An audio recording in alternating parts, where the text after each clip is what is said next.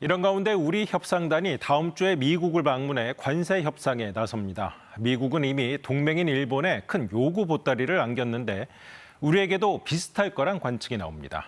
이도윤 기자의 보도입니다.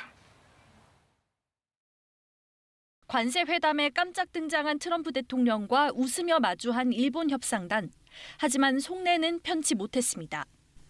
트럼프 대통령은 미국 자동차를 더 사가라, 미국 무역 적자를 줄이라는 요구부터 무역과 거리가 먼 주일미군 경비 인상까지 독촉했다고 일본 언론들은 보도했습니다.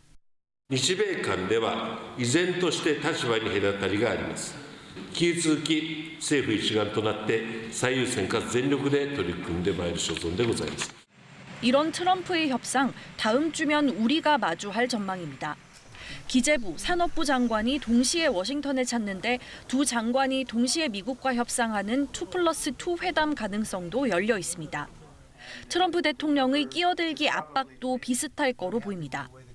트럼프 대통령은 지난주 한덕수 대통령 권한대행과의 통화에서 아름답고 효율적이라며 원스톱 쇼핑, 즉 관세와 무역, 안보를 아우르는 협상 방식을 예고한 바 있습니다.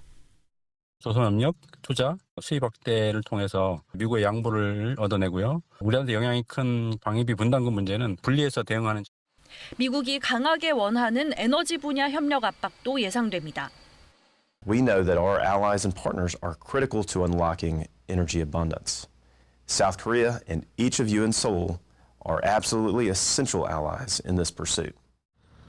미국은 경제 불확실성을 이유로 속도 있는 협상을 바라는 상황. 그만큼 우리 대비도 철저해야 한다는 게 전문가들 조언입니다. KBS 뉴스 이도윤입니다.